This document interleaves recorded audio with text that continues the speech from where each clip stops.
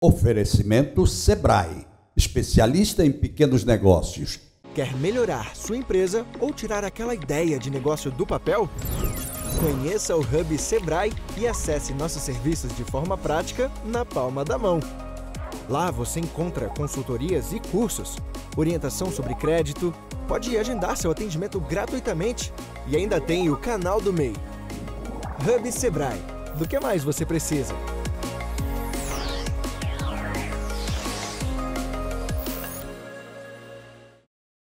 Quem compra do pequeno pensa grande.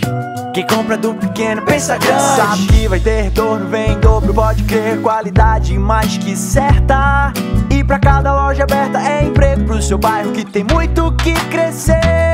Quem compra do pequeno pensa grande. Quem compra do pequeno pensa grande. Comprar da pequena empresa é pensar grande. O bairro cresce, a economia aquece e a cidade agradece.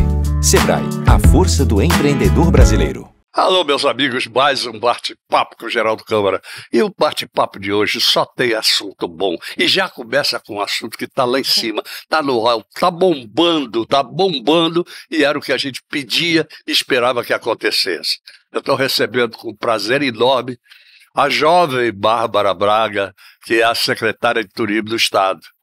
E que vem fazendo um trabalho magnífico desde quando assumiu até agora. A gente só vê o turismo crescer, a gente só vê as providências acontecerem e acontecerem com retorno, que é o mais importante de tudo. Então, Bárbara, que prazer receber você. Obrigada, Geraldo. Prazer é todo meu. Uma honra estar aqui novamente. Que isso, lá no início da nossa gestão, a gente veio falar um pouco das nossas expectativas e é muito bom estar aqui hoje para contar um pouquinho dos nossos resultados. Aliás, foi bom você falar no início da nossa gestão, porque eu já pergunto a você, como foi enfrentar esse início de gestão até agora? Foi maravilhoso. Falar em turismo no estado de Alagoas é um assunto sempre muito feliz. Temos alguns desafios dentro da gestão pública, enquanto, claro, fazer movimentar o segmento que é tão importante para o desenvolvimento econômico e para a transformação social, mas sem dúvida alguma, quando o governador ele criou a Secretaria de Turismo, ele criou com um propósito que foi de conferir um protagonismo ao segmento do turismo. Exatamente, inclusive ele destacou, né? Total. Porque era turismo e desenvolvimento econômico. Isso. Ele destacou e fez ele muito bem, porque eu acho que isso é realmente a presença importantíssima do turismo desse estado. É mostrar que existe uma secretaria própria dele, não é verdade? Sem dúvida alguma. O governador Paulo Dantas, quando ele criou a secretaria, ele disse que tem uma forma totalmente diferenciada de lidar com o segmento, quando esse segmento ele tem uma autonomia, ele tem uma instituição própria, ele tem seus colaboradores, ele tem seu orçamento, seu financiamento. Então a gente consegue direcionar com muito mais assertividade nossas ações. Eu não tenho a menor dúvida quanto a isso. Eu vou começar por uma coisa que eu sempre reclamei, mas sempre reclamei. Talvez ainda possa reclamar, ou ainda deva reclamar um pouquinho, talvez, não sei. Depende do que ela vai dizer. Vamos falar de malha aérea? Bora, é o que a gente mais gosta. Agora eu quero falar de malha aérea como um todo. Eu não quero falar só da malha aérea em determinados acontecimentos promocionais ou em determinadas épocas, que são épocas de maior fluxo. Vamos falar, como é que está seu planejamento em relação a isso? Vamos lá, a malha aérea sempre foi um dos maiores gargalos do estado de Alagoas. Até hoje não é da forma como nós gostaríamos que fosse, mas a gente vem crescendo muito. Hoje eu trouxe alguns números bem atualizados que a gente ainda não fez nem a divulgação. São números bem importantes no incremento de malha aérea, tanto no mês de julho quanto no mês de agosto. E a gente despontou aí no mês de julho com um aumento de 30% do número de voos comparado com o ano de 2023. O mês de julho. O mês de julho. Bom. E o mês de agosto já estamos em 28% de aumento no quantitativo de voos. Então, assim, isso é tão expressivo que eu não estou falando de alta temporada. Eu estou falando de um período que por muitos anos foi considerado um período de baixa temporada. Exatamente. A gente sabe que o estado de Alagoas é um estado que tem o seu turismo muito forte na seara do lazer. Então, quando a gente chega aqui dizendo que nós aumentamos em 30% a malha aérea do mês de julho, em 28% a malha aérea do mês de agosto, sem dúvida alguma a gente está demonstrando que o trabalho está sendo realizado e que cada vez menos nós estamos tratando com um destino sazonal. Eu não tenho a menor dúvida em relação a isso, até porque me parece que o destino Maceió, o destino Alagoas como um todo, ele é um destino de ano todo. Nós tivemos um período de chuva agora que é atípico, não é típico de Maceió. A gente costuma dizer no nosso slogan que Alagoas tem todos os destinos num lugar só o ano todo. É verdade. E é isso que a gente quer dizer, porque até no período que é de chuva, aqui dentro do nosso estado, que é raro, mas acontece, a gente consegue introduzir outros destinos turísticos dentro do nosso estado. A gente tem, hoje não tem como não falar do nosso sertão aí com nossos cânions, a gente tem um turismo histórico e cultural muito grande na nossa região sul, a gente tem muito do turismo religioso também, então a gente tem como cada vez mais introduzir outras regiões, Quilombo dos Palmares. É verdade, é verdade. Então o que a gente está fazendo é um trabalho gigantesco para que a gente consiga interiorizar nosso turismo, para que nos períodos que se tenha chuva, o turista ele também tem o que fazer dentro do estado, e a gente está conseguindo. Em fluxo de passageiros nós aumentamos, eu peguei esse dado hoje também, de janeiro a junho, o acumulado no fluxo de passageiros somente no Aeroporto Internacional Zumbi dos Palmares, nós crescemos 11%.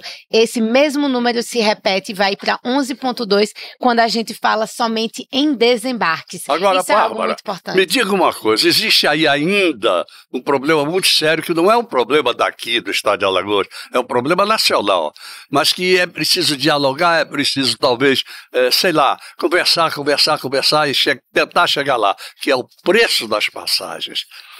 E primeiro é o preço. Né? Hoje, viajar de avião dentro do Brasil é um absurdo. E o outro é exatamente essa questão de como as linhas aéreas funcionam. Você quer vir de determinado lugar para aqui, para Maceió, para o estado de Alagoas, você vai para Brasília, você vai para não sei onde para chegar aqui. Como é que está sendo o tratamento disso? Para fazer uma análise dessa pergunta demoraria um bom tempo, Pode demorar. Mas, basicamente, quando a gente fala em voo, em custo da operação, a gente tem que entender que grande parte da operação ela ainda é dolarizada. Certo. Então, primeiro tem essa grande questão. Em segunda questão, a gente vem para o querosene de aviação, né, o combustível. Dentro do estado de Alagoas, a gente tem um incentivo fiscal bem arrojado, né? A gente diminui a carga tributária do QAV, do ICMS sobre o QAV. Nós reduzimos já quem está atualmente operando com a alíquota mínima dentro do estado de Alagoas, é a empresa aérea Gol.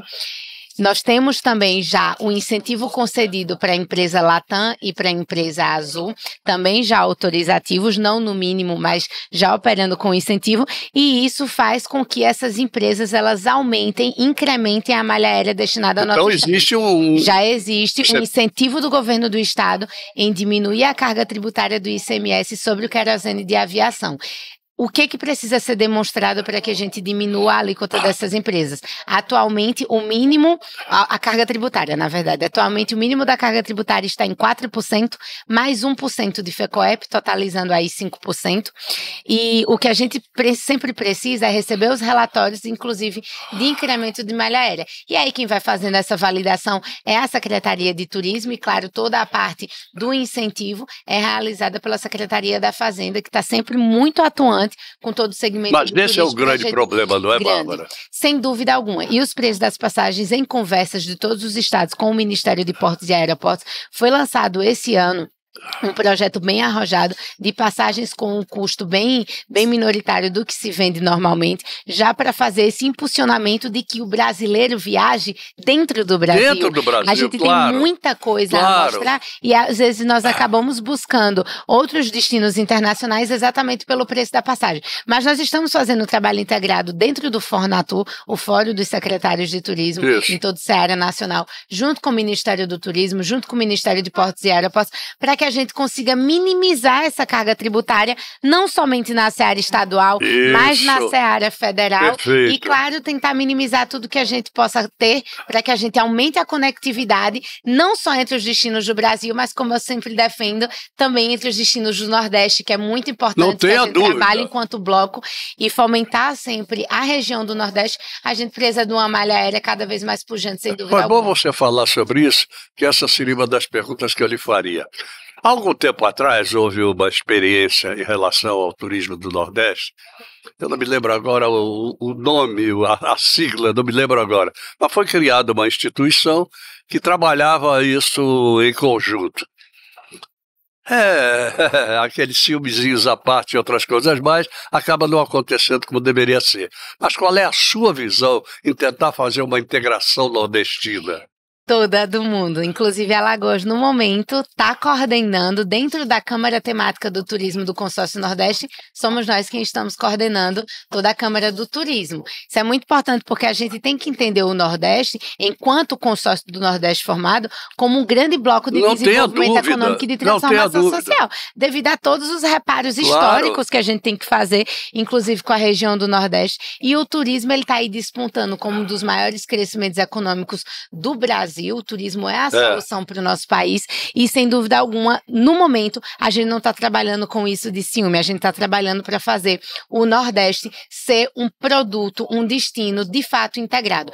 Há algum tempo atrás foi criado, inclusive, um projeto que se chamou Nordeste Arretado. Nós estamos revivendo esse Nordeste Arretado, porque foi algo que ficou uma estruturação impecável, ficou uma estruturação muito boa, faltou a operacionalização, faltou colocar o Nordeste Arretado nas prateleiras das operadoras, faltou o trato também com os gestores públicos, o trato com o trade turístico local desses estados, e é o que a gente está montando agora. Dentro da Câmara Temática do Consórcio Nordeste, nós estamos bem atuantes, inclusive assinamos uma parte do acordo de cooperação com a Embratur para o mercado internacional e vamos assinar uma nova parte de um acordo de cooperação com o Ministério do Turismo para os destinos do Brasil, porque veja, Quênios do São Francisco, nossa região do Sertão, é uma região que interessa tanto a Alagoas quanto a Bahia, quanto Sergipe, quanto Pernambuco. Então, por que não trabalhar o Quênios de São Francisco de uma maneira integrada? E é isso que a gente está tirando do papel e acredito que, sem dúvida alguma, até o final desse ano, a gente já vai ter muita coisa operacionalizada e na prateleira de venda de operadora. Aliás, você fala do Rio São Francisco, isso é uma pérola. Isso é algo assim de fantástico que existe para nós aqui e que está demorando muito até uma infraestrutura necessária para que seja realmente um produto turístico para valer. Você não acha? Agora os investimentos eles estão chegando, porque o movimento do turismo ele é como se fosse um movimento circular. Primeiro se chegam os investimentos públicos, e aí a gente fala de segurança pública, de saúde, de educação, de rodovia, que é muito importante para melhorar a acessibilidade, inclusive quando a gente fala em interiorização e regionalização, e logo depois a entidade privada, o segmento privado, ele se sente confiante para investir naquela região. Recentemente eu estive com o governador Paulo Dantas inaugurando a orla parcial de Pão de Açúcar e eu fiquei muito feliz quando eu soube que 5 pousadas estão sendo construídas nesse momento em Pão de Açúcar, somente naquela região. Então, quando a gente vai para Piranhas, que tem mais hotel sendo construído, mais hotéis boutique, na nossa região sul também. Então, sem dúvida alguma, o nosso Rio São Francisco é a nossa menina dos olhos também, assim como nossos mares, e a gente precisa incentivar cada vez mais com que agora, que a infraestrutura chegou, nós fizemos também a inauguração até Batalha da L220, que sem dúvida alguma vai melhorar e muito o turismo da nossa região do Sertão, minimizar, além de conferir mais segurança para todas as questões das rodovias, sem dúvida alguma vai diminuir o tempo e vai fazer mais turistas chegar lá. Não tenho dúvida, não. Agora você falou estrada, por exemplo, a duplicação da estrada que irá até Delmiro Gouveia já chegou em Batalha. Exatamente. Aliás, chegou na terra do governador. Exatamente. Não é pouco nem nada. Por lá. Exatamente. E diz que já está uma beleza. Muito avançada. Eu, inclusive, estava lá na semana passada e está sensacional. Inclusive, quem já quiser visitar o nosso sertão, já fica aí o convite. Porque verdade. Metade do caminho já está, de fato, duplicado. E agora, quando chegar em Delmiro, sem dúvida alguma, a região dos Quênios vai ser uma região que vai ter ainda mais atrativos e ainda mais turistas. E lembrando, é importante que o alagoano conheça Alagoas. Não tenha dúvida, não tenha dúvida. Mas eu quero ir um pouquinho mais. Como você imagina uma integração maior dos estados entre si, no sentido de elaborar turismo de Pernambuco para cá, aquele turismo de automóvel daqui para Pernambuco e por aí vai, ou de ônibus, sei lá. A gente já está trabalhando dessa forma. No momento, neste exato momento, nós estamos trabalhando todos os produtos e destinos turísticos que conferem a alguns estados. Os secretários já estão mapeando. Quando a gente tiver com todos esses produtos e destinos integrados, a gente convida as operadoras e a gente começa a trabalhar com as operadoras a venda desses pacotes de maneira integrada. Então, a venda já vai sair por parte integrada. E, claro, com relação aos receptivos, a gente também está trabalhando em conjunto com a NTT para melhorar o trabalho dos receptivos quando se fala em transporte interestadual. Já se oferece aos outros estados o turismo integrado dos municípios mais importantes? Como? Você tem, por exemplo, os municípios do São Francisco. Certo. Já é possível criar um pacote disso e oferecer para os estados vizinhos? Sem dúvida alguma. É isso que a gente está formatando nesse momento. Quando eu falei no Quênios, foi porque o Quênios ele já está quase formatado. Certo. O maior público emissor dos cânions de São Francisco é o mercado de Pernambuco. É o maior mercado emissor, é o Pernambuco. Então a gente vai fazer um trabalho integrado com Pernambuco, com Bahia, porque a gente usufrui muito do aeroporto de Paulo Afonso, que fica nas proximidades de Delmiro Gouveia, e também com o estado de Sergipe. Então, quando a gente for vender esse pacote, a gente vai pegar os atrativos da Bahia, de Sergipe, de Pernambuco, o nosso atrativo, e a gente vai fazer 2 noites, para também evitar aquele regime de transeunte, daquela pessoa que não vai como turista e vai só como visitante. É verdade. Usufrui durante o dia e não dorme na nossa rede hoteleira. A gente precisa fazer um trabalho integrado, inclusive para a rede hoteleira dormir aquecida. Com os pacotes. Sem dúvida. Realmente estudados de acordo com o trajeto a ser feito, não é, Bárbara? Bom, eu não posso deixar você sair daqui sem voltar à história dos voos. Então, qual foi a conquista agora recente? Quantos voos são? Como foi a história? Conta pra gente. Geraldo, veja só. Na nossa alta temporada 23-24, e agora eu tô falando de alta temporada, nós divulgamos no total de voos extras, que não fazem parte da nossa carta regular de voos, 43 voos semanais. Recentemente nós divulgamos que somente a operadora Azul Viagens vai colocar 46 voos semanais nessa alta temporada. Somente a operadora Azul Viagens. Azul Viagens. É mais do que o total passado da alta temporada passada. Sem contar com as outras operadoras, que a gente ainda vai fazer o evento de lançamento para colocar todos os voos. Não só isso, nós estamos saindo agora do mês de julho. Foi um mês histórico, o melhor mês de julho da série histórica do estado de Alagoas. No caso da Azul, em particular, qual a origem dos voos? São de 18 mercados emissores distintos. Perfeito. E quando eu falo dos 18, é muito importante citar que a maioria está saindo de fato do nosso mercado de São Paulo, mas não só de São Paulo. São Paulo, Campinas, Ribeirão Preto e São José do Rio Preto. A gente está atingindo os interiores do estado. Isso é muito importante. Bonito. Não só os interiores do estado, mas também já precisa vislumbrar os interiores de Minas Gerais, que é um grande emissor. E por aí, enfim, eu acho que o interesse por Alagoas é imenso. Imenso. Sem dúvida alguma, nós vamos atingir 18 mercados emissores somente com esses 46 voos, sem contar na temporada de cruzeiros que a gente divulgou também que vai ser a maior da história. Vão ser 14 navios fazendo 33 paradas, em comparação com os últimos da alta temporada passada, que foram 10 fazendo 28 paradas. Então nós vamos sair aí de 141 mil leitos para 148 mil leitos ofertados dentro dos cruzeiros marítimos. Isso é um ganho muito expressivo para todo o nosso estado. Você tem números, ou seja, quanto gasta um turista de navio aqui? Segundo os dados oficiais da CLIA, que é a Associação de Cruzeiros Marítimos Nacionais, cerca de R$605. Quando a gente pega esse dado e multiplica, a gente teve aí que nossa alta temporada passou aí dos 80 milhões injetados na economia diretamente em Alagoas, e o que a gente espera aí é que a gente ultrapasse 100 nessa alta temporada 24. Bárbara, nesse minuto final, o que foi que eu não perguntei a você que você gostaria de responder? Toda a parte de infraestrutura e sustentabilidade. É importante dizer que o governador sempre fala que não existe turismo sem falar em meio ambiente, sem falar em sustentabilidade. E a gente está atuando de maneira bem estratégica, tanto no planejamento prévio, quanto na infraestrutura turística para toda a logística de sinalização, de meio ambiente, de educação ambiental, do Escola do Turismo, que é o maior programa de capacitação e qualificação que a gente está realizando aqui. Já capacitamos mais de 4.500 pessoas e tem muita vaga ainda. Acesse setu.al.gov.br. Eu achei que, inclusive, a ideia de vocês sobre a Escola de Turismo é fantástica. Totalmente. Capacitando a gente, confere a oportunidade para que o alagoano entre no mercado de trabalho. Coisa boa. Vamos fazer o seguinte, próximo programa que seja rápido, você vem para falar da infraestrutura. Totalmente. Fechado? Por favor, fechadíssimo. Muito obrigado obrigada por ter vindo. Eu é que agradeço a você. Geraldo. Obrigado mesmo, viu? Muito obrigada. E nós aqui, nós vamos até o Sebrae, que ajuda também demais o turismo. E como ajuda, né?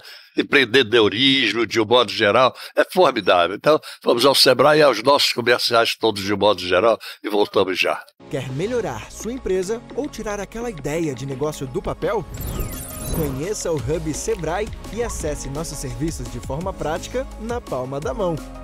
Lá você encontra consultorias e cursos, orientação sobre crédito, pode agendar seu atendimento gratuitamente e ainda tem o canal do MEI. Hub Sebrae. Do que mais você precisa?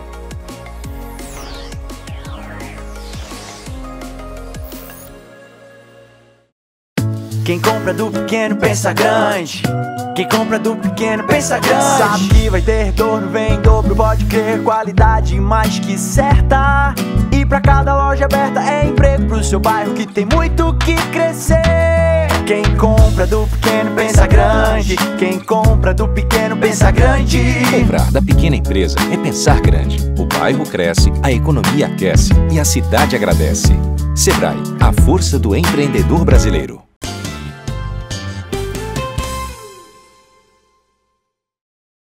Muito bem, gente, voltamos aqui ao nosso bate-papo com o Geraldo Câmara de hoje, com uma série de entrevistas interessantes, e vamos à segunda delas agora.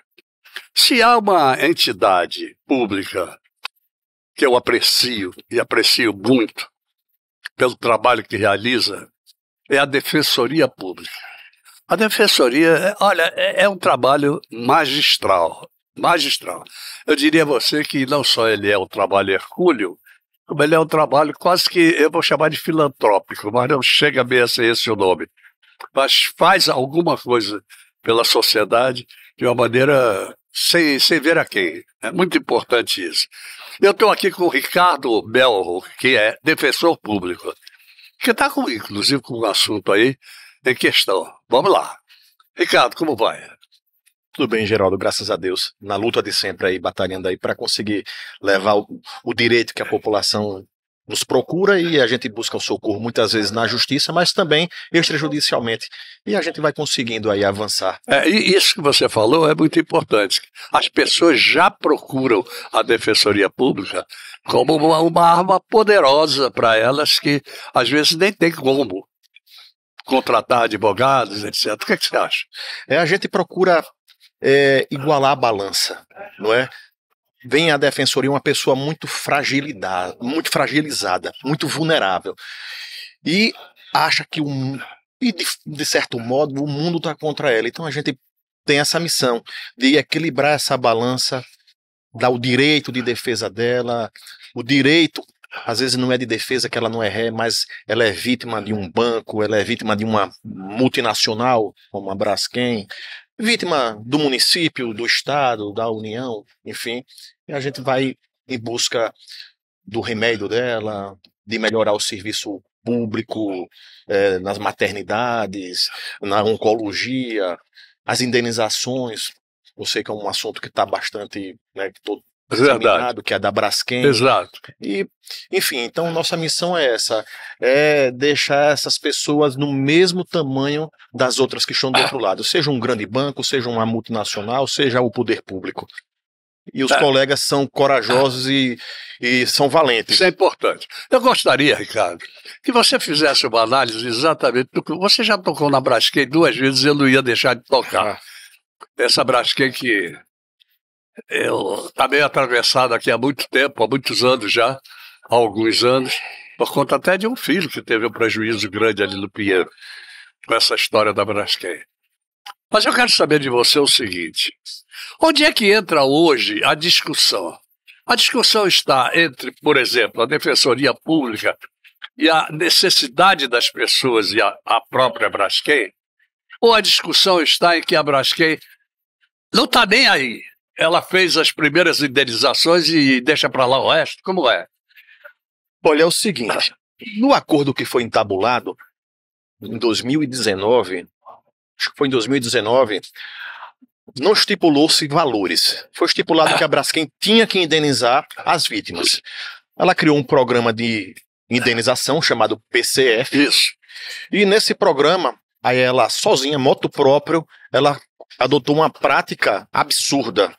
Ela fez uma proposta casada. Ela fazia a oferta do dano material equivalente ao imóvel, que muita gente saiu satisfeita com o valor do imóvel, dano material, mas condicionou o pagamento, o fechamento do acordo, à aceitação do dano moral.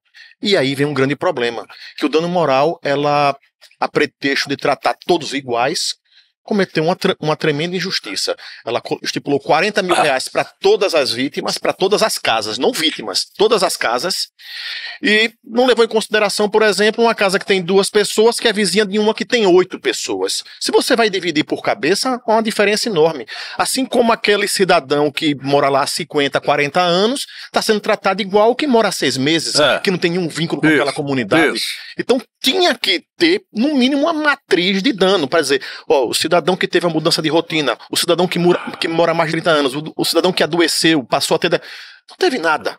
Então, este ponto nós vamos atacar. Estamos finalizando, já tem algum tempo, estávamos esperando a finalização da CPI, que ela fez a recomendação também da revisão, que vai robustecer nossa ação também, para fazer a revisão de todos esses danos morais, porque as pessoas aceitaram, não porque estavam concordando, mas pela necessidade. Necessidade e até medo na época. E até medo. O que vai ser de mim se eu não aceitar? Se não aceitar, vai morar onde? Vai viver de aluguel? É verdade. Então tinha que pegar esse dinheiro para buscar um local seguro, até porque estavam com medo de ficar lá, porque a Defesa Civil já havia notificado todos a saírem do local. Verdade. Agora, outra coisa importante nisso, Ricardo, é o seguinte, ela provocou também uma especulação imobiliária incrível. As pessoas passaram a não ter onde morar porque os preços eram aviltantes. Os outros imóveis que estariam ali para vender ou para alugar subiram seus preços. Maceió, salvo engano, foi a 3ª capital em inflação imobiliária que disparou os preços no Brasil. Exatamente. Salvo engano, foi em 3º lugar. E me parece que as indenizações não acompanharam essa escalada imobiliária, né? Então, nestes casos que tem que analisar, veja, cada situação, as pessoas têm que entrar individualmente e fazer a devida revisão, seja com um advogado particular, seja com a Defensoria Pública.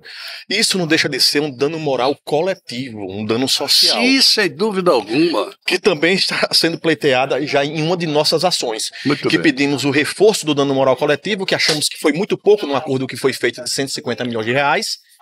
Se você levar em consideração que lá em Brumadinho, o parâmetro para o dano moral coletivo foi o valor do dano material. Lá, salvo engano, 47 bilhões de reais. Então, se o dano material aqui beira 14 bilhões, é isso que se fala, o dano moral coletivo tinha que chegar nisso aí, né? Em bilhões. Não tenho a dúvida. Então a gente está buscando esse reforço do dano moral coletivo, do dano pelo lucro ilícito, porque a Braskem tem lucrado ilicitamente há décadas, e é uma teoria que no Brasil está começando no Tribunal de Contas da União, que aquele que explorou ilicitamente algum comércio, ele não deve ficar com lucro, tem que devolver tudo. Com certeza. Não pode ter benefício. Com certeza. E com isso a gente quer como parte dessa indenização toda a área. Toda a área que está ficando aos cuidados da Braskem seja revertido para o município como bem de uso comum do povo. Agora você e aí, tocou sim, no ponto. Ser uma grande praça, um grande parque, um memorial, algo que deve ser definido com a sociedade civil, o município, enfim, uma discussão ampla com todo mundo, né? Você toca num ponto que eu não posso deixar de tocar com você também. Essa indenização, por exemplo, que a prefeitura fez jus, de 1 bilhão e 700 milhões, e que a gente não sabe exatamente como é que está sendo aplicado. Com a tal da FAM, que até agora ninguém sabe se ela existe ou não, como é, como não é. Como é, Ricardo? Olha só, o Fundo de Amparo ao Morador, que é o FAM, o prefeito, ele divulgou bastante nas redes sociais que parte do dinheiro de 1,7 bilhão de reais com a Braskem iria para esse fundo, que faria programas interessantes com esse fundo, com esse dinheiro, como financiamento com preços módicos, ajudar a parte lá empresarial que foi prejudicada, ajuda financeira mesmo. Diante disso, nós requisitamos, diante de algumas informações, olha, o FAM só agora foi instalado, só agora que tem uma sede, 1 ano se passou. Então nós requisitamos a informação à Secretaria do município, da Fazenda, de Finanças, para saber quanto tinha nesse fundo de amparo ao morador. Isso. A secretaria, pasmem, disse que, na realidade, apesar do nome, um fundo, não é um fundo de dinheiro, é um programa, então não tem dinheiro, não é para receber dinheiro. Mas como se o prefeito disse em suas redes sociais, mais de uma vez, que parte do dinheiro iria para esse fundo de amparo ao morador, a nota oficial que nós colocamos numa ação, dizendo que parte desse dinheiro iria para o fundo, o procurador-geral do município na CPI do Senado disse que que seriam destinados 300 milhões, que já tinha 300 milhões, depois recuou, disse que estava esperando o pagamento de outra parcela para aportar. Então, o que é que está acontecendo? Ingressamos na justiça, conseguimos uma primeira decisão, não foi no que pedimos, nós pedimos 250 milhões, que era a parcela para ir para o fundo, o desembargador entendeu por ser uma liminar, ter um pouco mais de cautela, destinar 25 milhões, mas em seguida o outro desembargador fez a revisão e retirou. O direito é isso, o direito está dentro do direito, está dentro do jogo, e a gente vai lutar. Se você ler a decisão do desembargador Márcio, está perfeita, correta. A gente ingressou no primeiro grau, o dinheiro ia ser repassado na segunda-feira, há urgência porque as pessoas estão contando com esse dinheiro, esperando esse dinheiro, há uma legítima confiança diante do que foi dito pela prefeitura. E o juiz não decidiu, então nós ingressamos no plantão da decisão que não decidiu. E há precedentes, o desembargador plantonista concedeu, mas veio depois o desembargador que não é plantonista e disse que não tinha decisão. Se você ler as duas decisões, você vai dizer, estão corretas. É verdade. Estão corretas. E a gente vai lutar para conseguir. Deixa eu te fazer uma pergunta que me parece interessante. A quem pertence hoje todos os imóveis que estavam ali naqueles bairros e que foram para a Braskem? Isso. São dela? Está com a Braskem, são da Braskem. Okay. A gente pede como parte da indenização do dano moral coletivo, do dano social e do dano por lucro ilícito, que é muito dinheiro. Se aquela área vale 5 bilhões, então que seja revertido para o poder público. Chegou onde eu queria, pagamento. Exatamente. Uma forma de dação em pagamento. É verdade. Por exemplo, ela está pagando IPTU?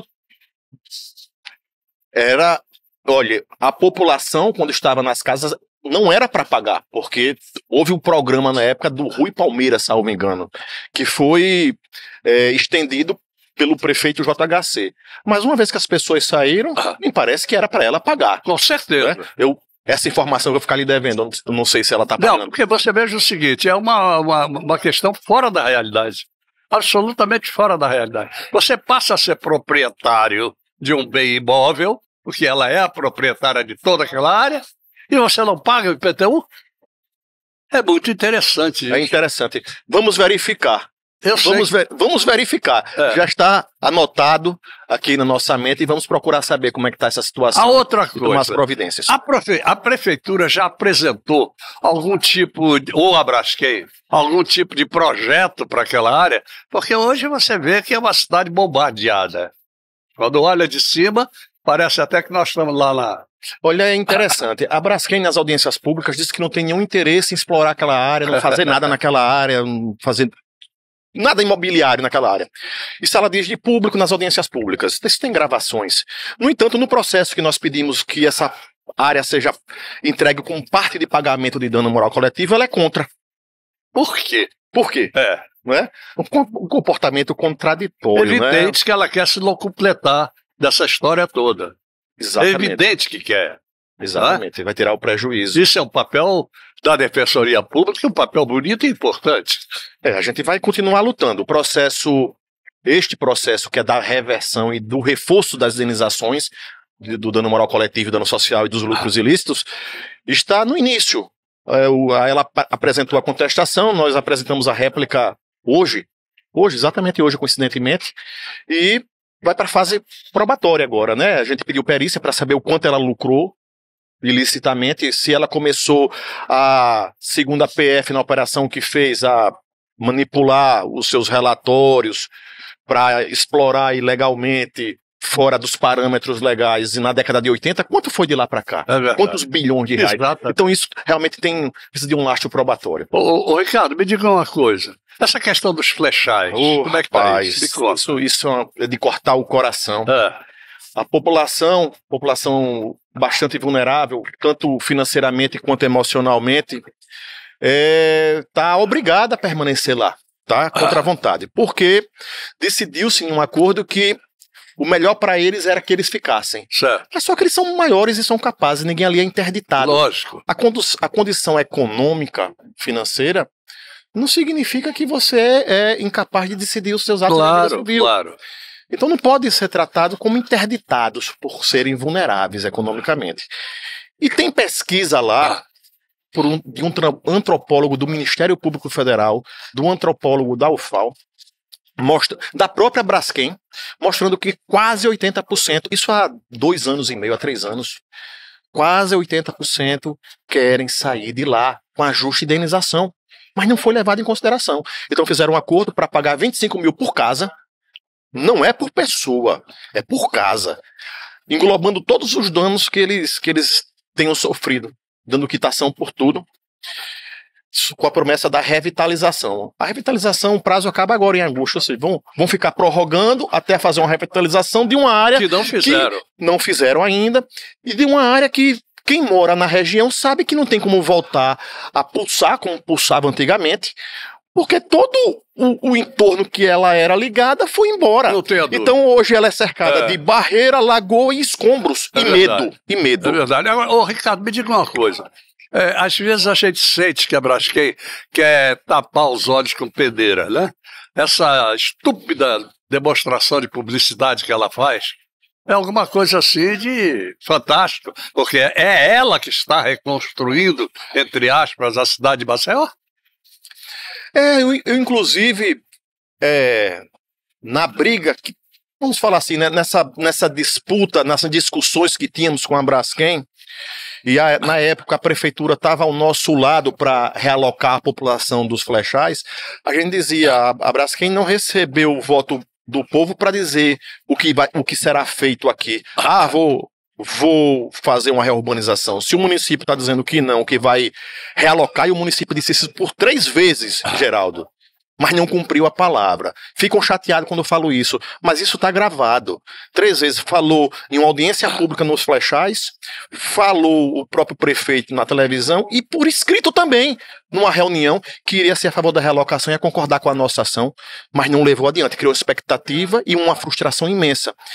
E aí eu dizia, quem teve voto foi o prefeito. Não foi a Braskem não é prefeito, não tem o que dizer o que vai ser feito aqui na cidade. Mas a Braskem tem feito muitas obras, me parece, que indicadas pelo município. Não é a minha área de atuação, aí é com o Ministério Público que tem que fiscalizar para saber se está havendo licitação, se não está havendo licitação. Se os valores são condizentes. Exatamente. Por aí vai. Não é? Isso. Eu acho que a gente tem que fazer alguns capítulos com você, viu? Tem muita coisa para falar. Vou deixar só um negócio aqui no final. O meu filho, que teve um problema dessa categoria, recebeu a chamada indenização pelo imóvel dele, ok? Certo. Tirando do valor 60 mil reais por conta de um suposto seguro da Caixa que não cobriria. Fica no ar. Há uma possibilidade de ele entrar e fazer uma revisão desse valor. Entrou, e até agora nada. Ok? Muito bem, eu tive um prazer enorme de receber você aqui. Lamentavelmente a gente falou de coisas ruins, mas também mostrou que a Defensoria Pública está atuando. Isso é muito importante. Geraldo, eu agradeço o teu convite, estamos sempre à tua disposição. Muito obrigado. Conversar com você é sempre bom. E na próxima vez, espero que essa conversa seja regada a um bom esquinho que eu sei que você gosta. E vamos marcar com você também para você ir lá na Rádio Senado Cidadã, onde temos o nosso programa às quintas-feiras. Ok? Fechado. Muito obrigado, hein? Muito obrigado por ter vindo. Agradecemos. Vamos até os nossos comerciais, lembrando do Sebrae, e já recebendo o nosso terceiro convidado de hoje, ok? Já. Quer melhorar sua empresa ou tirar aquela ideia de negócio do papel? Conheça o Hub Sebrae e acesse nossos serviços de forma prática na palma da mão. Lá você encontra consultorias e cursos, orientação sobre crédito, pode agendar seu atendimento gratuitamente e ainda tem o canal do MEI. Hub Sebrae. Do que mais você precisa?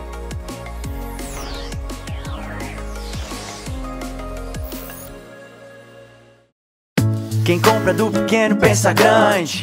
Quem compra do pequeno pensa grande. Sabe que vai ter retorno, vem em dobro, pode crer. Qualidade mais que certa. E pra cada loja aberta é emprego pro seu bairro que tem muito que crescer. Quem compra do pequeno pensa grande. Quem compra do pequeno pensa grande. Comprar da pequena empresa é pensar grande. O bairro cresce, a economia aquece e a cidade agradece. Sebrae, a força do empreendedor brasileiro.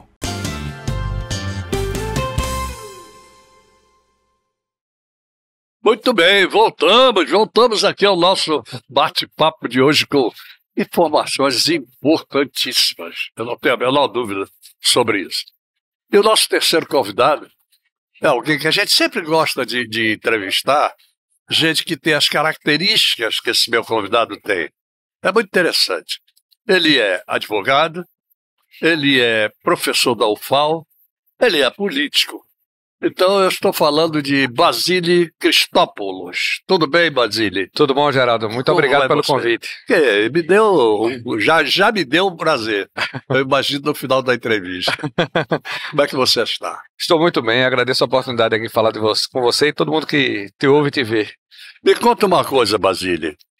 Como é que você enxerga hoje o professor da UFAL? Aquele que tem necessidade de passar o melhor. Como é que ele se sente? Entusiasmado? Definido? Como é? Bem, Geraldo, a classe de professores no Brasil é uma classe que foi maltratada nos últimos anos, né? A gente sofreu um pouquinho na pandemia, né? A gente teve que dar aula online. É né? verdade. Eu sempre lembro dos tempos, a minha filha era muito novinha, né? Ela tinha meses de idade, ali quando começou a pandemia, e a gente não podia parar de trabalhar, tinha que dar aula online, cuidar das crianças aqui, né? As crianças entravam nas lives, né? E a gente tinha que dar todo esse suporte. E faltou, de certa forma, uma infraestrutura do Estado, né? Porque não se pensou que o professor precisava de mais internet, de um computador melhor, né? O meu mesmo queimou durante a pandemia, tive que comprar outro. É um custo caro. Então, o professor, de uma maneira geral, sofreu muito, né, nesses últimos anos. E eu acho que é justo que a gente repense muito essa categoria do professor, né? É a tal história do professor. Eu vivo me batendo sobre isso. O professor é importantíssimo na sociedade, na vida das pessoas. Ninguém vive, ninguém progride sem ter tido ou sem ter um professor. Não é verdade? É verdade. Então ele precisa ser valorizado sobre todos os seus aspectos. E eu estava vendo uma pesquisa, né, uma reportagem, na verdade, sobre a educação na Finlândia, né? Que é sempre muito falada porque é sempre em primeiro lugar no mundo, né? E aí, qual é o segredo de lá? Não tem segredo, é um trabalho lento, longo e gradual de valorização dos professores. Exato. Então, o professor lá é incentivado a fazer mestrado, fazer doutorado. Isso o professor de criancinha, não é nem o professor da faculdade. Claro. Então ele tem tempo para fazer a sua graduação, o professor é respeitado na sociedade. Então isso até muitas pessoas que têm os valores mais conservadores falam, né? O professor não é meio que era respeitado, né? Exatamente. E a gente, na verdade, concorda até com esse posicionamento, né? O professor precisa ser uma classe respeitada. E respeitado não é só salário, né? Não, mas é também claro um protagonismo social. Também, exatamente. Também a gente não pode esquecer do aspecto financeiro, que é importante, né?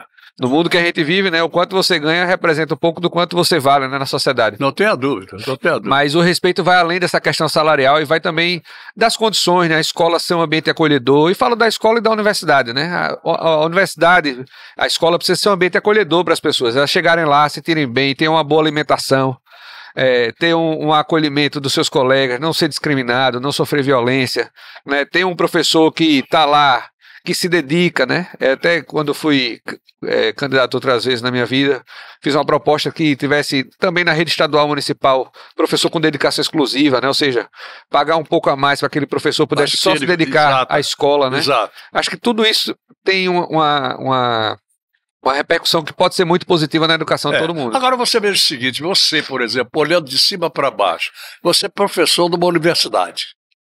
E nós temos os professores que constroem, que fazem aquele cidadãozinho começar a sua vida escolar lá na base, né? E que é profundamente desvalorizado. Como é que você enxerga isso?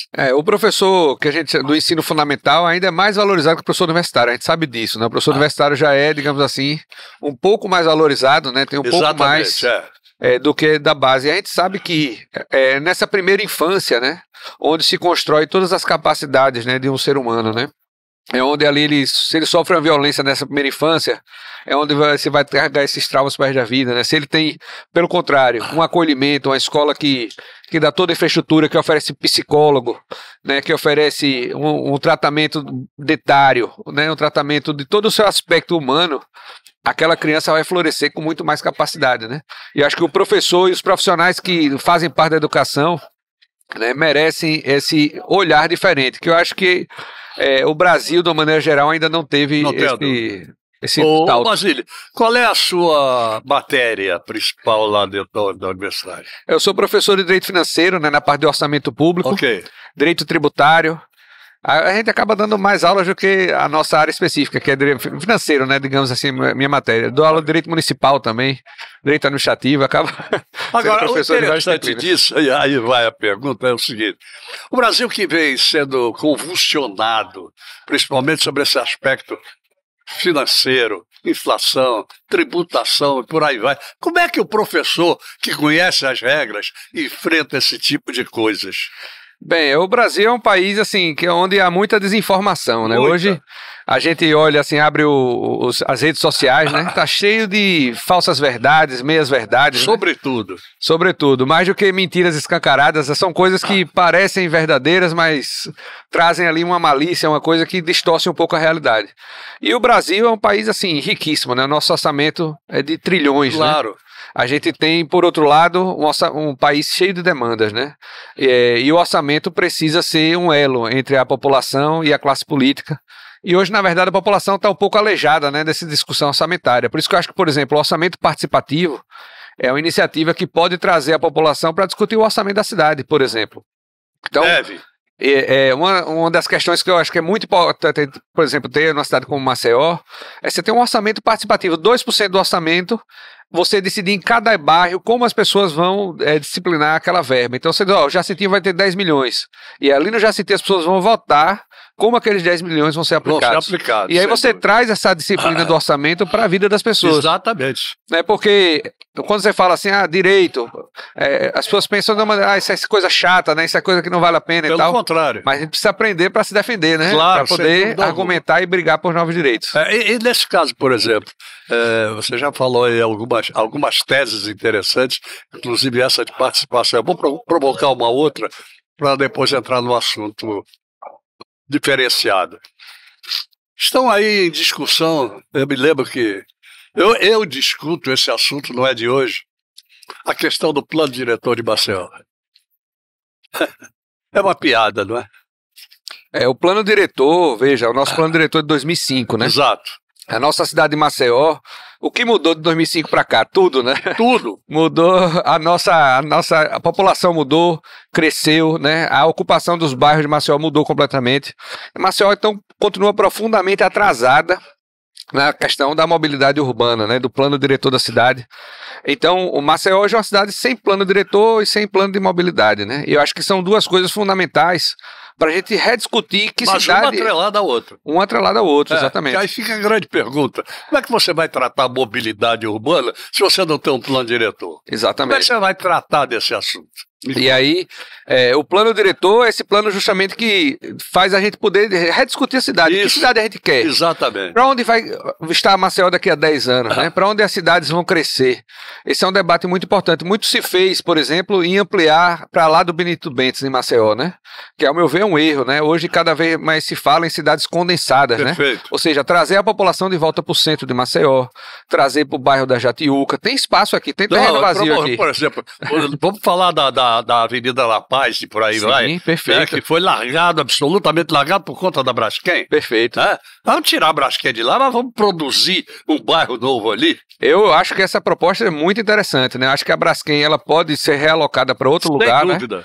E aí aquele espaço ali retransforma a cidade em outro polo, né? Não tenho dúvida sobre isso. Até tirou porque... o medo, a população volta. Exatamente. Não é verdade? Agora tem que voltar com planejamento, né? Planejamento. Exatamente. Então o plano diretor vai poder organizar como é que essa volta é feita, o que vai ter naquela região. A gente tem aquela ponta ali onde era o antigo Detran, né? Exatamente. Um dos lugares mais lindos do mundo, eu acho. Poucos lugares no mundo tem um lugar como aquele. Claro. E aquilo está abandonado. Está abandonado. Está abandonado justamente porque toda aquela região foi deixada de lado, né? Exatamente. E eu acho que a gente requalificar aquilo dali vai ser um ganho enorme para nossa cidade. Pensou até no e para o transporte resort, também. Né? Um grande resort, um espaço público relevante. A questão é a seguinte, se tem muito trabalhador no centro, né, e esses trabalhadores moram no Benito Bentes, todo dia eles vão ter que se deslocar do Benito Bentes para o centro. Não tenho dúvida. E aí se você bota esse morador no centro, aí o cara vai a pé para o trabalho. Então você diminui o trânsito, a demanda por ônibus, por transporte. Essa é uma cidade inteligente, né? Uma cidade onde você pode pensar o trabalhador perto do seu local de trabalho. Outro dia eu estava discutindo, por exemplo, a questão do Jaraguá. se tenta de tudo quanto é jeito e não dá certo. E eu dizia o seguinte, enquanto não se fizer um planejamento para existir residente no Jaraguá, ele não cresce. Concordo plenamente, porque só o comércio, ele não sustenta uma localidade. De jeito algum. Porque o comércio dura até uma certa hora e depois ele fecha. É verdade. E aí, durante a madrugada, gera insegurança. Exatamente. As pessoas, quando elas moram no local, elas ficam de olho, né? Eu morei, por exemplo, perto da Praça Lions um tempo. Aí foram assaltar uma loja, eu vi, liguei pra polícia, estão assaltando a loja aqui. Então, quer dizer, a população, ela fica de olho. Tem que ser partícipe. E no centro, quem é que tá de olho no centro? Exato. Só as câmeras, né? Mas ninguém fica ali de noite porque é perigoso, né? Então você precisa trazer de novo a população pra lá, pra população ficar de olho na segurança. Até, de vez em quando eu digo assim, se fosse eu ia provocar algum tipo de coisa pra aproveitamento dos armazéns do Jaraguá e transformar em lofts. Porque seria a melhor maneira. É o que aconteceu em Nova York, é o que aconteceu na Argentina, em Buenos Aires, por aí vai. Perfeito. Não é? Aí sim, você reloca. Você tem muitos espaços ali no Jaraguá muito mal aproveitados, né? Espaços que podem ser requalificados numa proposta urbana que não só traga moradia, mas também pense o turismo, né? Ou seja, trazer aquela região ali para ser um novo polo de cidade, um polo onde você vai comprar artesanato, onde você vai no mercado público, que já tem o do Jaraguá, né? Que é um mercado maravilhoso, adoro comer uma feijoada lá. Então você tem ali locais que podem conversar uns com os outros, tem um centro de convenções ali, ou seja, com certeza. Ali tem tudo para ser um bairro de sucesso. Agora tem aquele mercado novo 31, né? Perfeito, aquele mercado também foi muito interessante, né? Para quem chega de navio, né? Exatamente. Então você tem ali toda uma região que pode ser repensada para ser um bairro bom de se viver e bom de visitar. Agora, eu te pergunto, dentro dessas discussões todas que nós estamos botando aqui em cima da mesa, existe aí a previsão de trabalho como pré-candidato a vereador? Existe, né? Eu estou pré-candidato hoje a vereador em Maceió. É uma disputa muito difícil, né? A vereança, né? A gente sabe que todo mundo tem um amigo, parente, né? Um primo que vai se candidatar. Não tenho dúvida. Então a disputa do voto é corpo a corpo, né? Ela é a mais difícil das eleições. Exatamente. Eu nunca disputei essa eleição para vereador, é a minha primeira vez. Mas vamos ver como é que vai ser essa disputa. Mas eu estou muito animado, porque nós temos um grupo muito bom que se formou em torno da nossa pré-candidatura e que acredita nesse projeto, né? Que acredita nessa possibilidade de ocupar com qualificação, né? Com pensamento, uma vaga na Câmara de Vereadores. Não tenha dúvida. Agora, esse é um propósito que só se alcança quando o público entender realmente o que se quer fazer. Que não se quer usar aquilo como o cargo para usufruir. Não é isso. É preciso que se vá para lá com planejamento, sabendo o que quer e o que não quer. Pois é. Ações sociais. Veja, eu acho que Maceió é uma cidade que hoje ela tem um serviço deficiente, né? Na prestação de serviços públicos, né? E, de certa forma, a população acaba ficando refém dos que têm mandato hoje de vereador, né? Porque o que acontece? A gente sabe, os vereadores hoje, eles criam suas próprias fundações. Sim. Então, vários vereadores têm fundações próprias ou apoiam fundações. E aí, ao invés de eles fortalecerem o serviço público, né, o SUS, a saúde pública ali, eles querem, quando precisa de alguém, manda para sua fundação para o cara ser atendido ali. É verdade. Isso cria um vínculo que o cara depois, aquele vereador me ajudou muito, conseguiu uma cirurgia para mim, para minha mãe. O cara desse tem uma gratidão eterna, né? Mas ele não sabe que aquele vereador está fazendo um mal enorme para a sociedade. Não tenha dúvida. E aí eu acredito que a população precisa justamente, né, essa ideia de se esclarecer sobre o que é o papel do vereador. Qual é o papel, exatamente. Exatamente. O que como vereador deve fazer, né, e como é esse papel de fortalecer o serviço público dentro da cidade de Maceió. Eu não tenho dúvida quanto a isso, porque se não houver esse tipo de discussão, as coisas não vão para frente. Por hipótese alguma, não vão. É preciso que haja discussão de tudo. E tudo isso que nós conversamos até agora, todos esses valores, todas essas necessidades que a cidade tem. Você entrou na primeira reunião de discussão do plano diretor? Não, eu ainda não fui nessa primeira reunião, que aconteceu agora esse final de semana, né? Eu estava fora da cidade. Mas vai ter outras duas agora, né? No sábado, no outro sábado eu vou participar. Isso seria bastante interessante, porque me parece que esse é um dos aspectos fundamentais hoje nas campanhas de vereadores daqui. Mas eu sou professor também de Direito Municipal, é uma das disciplinas que eu estou lecionando, inclusive agora nesse semestre, agora lá na UFAL. Então a gente trabalha muito essa questão do plano diretor, né, nas diversas cidades do estado. E eu vou levar meus alunos aí para essas reuniões de plano diretor para a gente também trabalhar com eles, né, a ideia de como se debate, né, um plano diretor de uma cidade, qual é o propósito do plano diretor, o que pode ser feito, né, e como a gente pode mudar a realidade das cidades brasileiras. A propósito disso, como é a aplicação da sua matéria de direito municipal diante dos municípios, diante da maneira como eles são conduzidos? Eu vejo, a condução dos municípios no Brasil, ela é, de certa forma, um pouco problemática, né? A gente tem aqui muitos problemas, né, nas gestões municipais. Muito se fala que o ralo, né, do dinheiro público vai pelos municípios, né? Mas eu acho que não é pela falta do direito, né? Eu acho que é mais pela falta da política, né? Assim, no sentido de que as pessoas, elas têm uma certa ojeriza política, como você falou, né? Eu não quero saber de política, quem está na política é ladrão e tal. Isso faz muito mal para a própria política, né? Porque deixa na política realmente só quem quer o dinheiro, né? Só quem quer se completar, né? E eu acho que a população de Maceió, de todas as cidades aqui de Alagoas, ela precisa cada vez mais participar da política, cobrar, saber o que está acontecendo, ir atrás dos seus vereadores que foram eleitos, né? E cobrar as políticas públicas e se unir em torno da sociedade civil. A própria ideia do orçamento participativo é isso. A sociedade civil se organizar para cobrar do poder público. Eu acho até que está faltando ao povo, de um modo geral, entender o que é política pública. Porque eles fazem muita confusão em relação a isso. E a política pública é tudo, né? É a educação que a gente recebe, a saúde que a gente tem direito, né? Como a gente se desloca pela cidade, tudo isso faz parte dessa ideia de política pública, que é, na verdade, para isso que o Estado existe, né? O Estado existe para nos servir, né? Para trazer essa política, para dar soluções aos problemas, como o da Braskem, né? Que surgiu um problema gravíssimo lá, aí você tem a defensoria, tem órgãos competentes que vão lá brigar para que as coisas aconteçam, né? Para que a política pública seja realizada. Mas só se briga depois do leite derramado. Esse é o grande problema, não é verdade? A gente tem que tirar quem está deixando o leite derramado. Né? Não tem a menor dúvida sobre isso. Mas parece que existe um medo econômico da coisa. É um medo econômico. Tem medo da Braskem? Por quê? Não tem que ter medo. Tem que enfrentar como cidadão, tem que enfrentar como representante público. Verdade. Não é? Eu acredito firmemente nisso. Por isso que eu propus uma CPI da Braskem lá em 2021. Né, eu acho que é importante a gente investigar, inclusive localmente, né? Perfeito. Tudo que foi feito e ouvir as pessoas e dar uma solução mais digna para todos eles. Basílio Cristópolos. Que nomezinho é danado de difícil, né? Mas depois que a gente pega, não esquece. Quer dizer, mais. Família de Cristo. Que pergunta eu não fiz a você? Você tem 30 segundos aí. Não, eu quero só agradecer muito pelo convite e dizer que estou à disposição para debater a cidade de Maceió. E me sigam aí nas redes sociais, @BasílioCristo no Instagram. Estou à disposição de todos e sempre de você. Que coisa boa. Nada, que é isso. Nosso tempo foi feito exatamente para isso. Para ouvir as pessoas e as pessoas terem a oportunidade de ouvir os nossos convidados. Muito obrigado por ter vindo. Eu que agradeço. Valeu? E para vocês que estão conosco, tenha paciência, eu vou convidar até o Basílio para isso. Basílio, vamos assistir rapidamente um videozinho do Sebrae? Vamos lá. Vamos lá, por favor. Quer saber como transformar a sua empresa num ambiente seguro, produtivo e admirado por todos?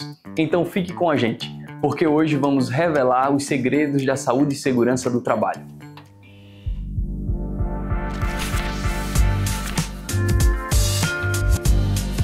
Olá, eu sou Gilson Borges, colaborador do Sebrae Alagoas. Sabemos que gerenciar um pequeno negócio não é uma tarefa fácil, mas lembre-se que garantir a saúde e segurança no ambiente de trabalho é essencial para o sucesso da sua empresa e bem-estar de todos. Vamos, a partir de agora, explorar alguns conceitos básicos e conhecer dicas práticas para você implementar na sua empresa. Saúde e segurança no trabalho não é um bicho de 7 cabeças. Digamos que é um conjunto de normas e práticas para prevenir acidentes e doenças ocupacionais. E para que isso aconteça, você precisa ficar de olho em 3 pontos chaves. O primeiro é o reconhecimento de risco, ou seja, identificar potenciais perigos no ambiente de trabalho. Depois, tome medidas preventivas, implementando ações para minimizar ou eliminar esses riscos. E finalmente, mantenha uma agenda de treinamento e educação. Procure capacitar funcionários sobre práticas seguras e uso correto de equipamentos. Mas calma, você quer dicas práticas de como começar com ações simples? Vamos lá! Dica 1. Realize inspeções regulares, faça vistorias periódicas para identificar e corrigir possíveis riscos. Dica 2. Forneça equipamentos de proteção individual, os EPIs, e garanta que todos os funcionários utilizem esses equipamentos do jeito certo. Viu só? Manter um ambiente de trabalho seguro e saudável é um investimento para o seu negócio. Qualquer dúvida, lembre que o Sebrae Alagoas tem vários especialistas preparados para te atender. Basta falar com a gente aqui no WhatsApp, no 0800 570 0800 ou acessar hubsebrae.com.br. Tchau e até a próxima!